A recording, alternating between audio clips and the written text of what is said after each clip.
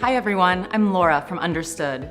Being able to focus is key to learning and getting things done, both in and out of school. If your child has trouble focusing on things that aren't very interesting or fun, check out these 6 tips. These tips can also help you if you're struggling with focus in everyday life. Tip number 1, jump right into projects. Sometimes, the longer you wait to start a task, the harder it is to focus on it. When the teacher assigns a project, have your child start it right away. That doesn't mean your child has to do the entire assignment at once though. To make it easier to get started, try breaking it into chunks. The important thing is to not put off getting started.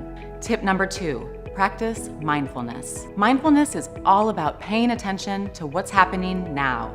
Studies have shown that it can help kids improve their behavior and their ability to focus in school. If your child's mind starts wandering, mindfulness exercises are a good way to bring it back around. One technique is to sit quietly and focus on breathing in and out. Taking even a few deep breaths before class or a test could make a big difference. You can use this strategy too if you find yourself getting distracted.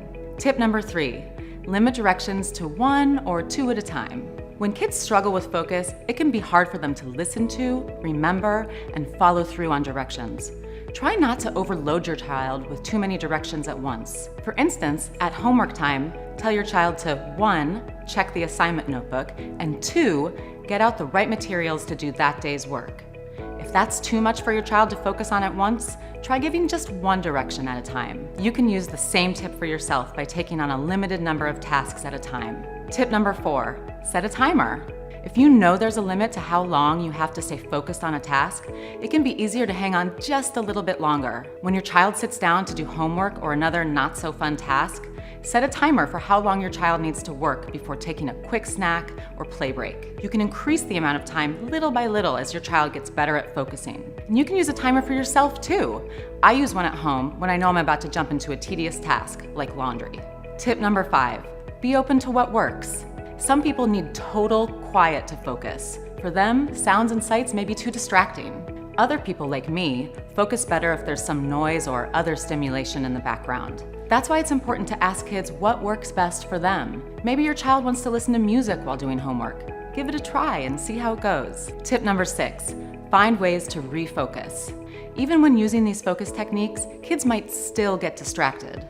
That's why they also need strategies to get back on track once they've drifted. Brainstorm signals or reminders with your child. For example, you could tap your child's shoulder or say a specific word or phrase.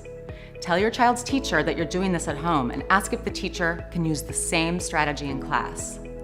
You can also come up with a signal or system for yourself to help refocus when you go off track. Find what works for you. For instance, when I notice myself getting distracted, I try to take a 1-minute break to stretch my legs or get a drink of water.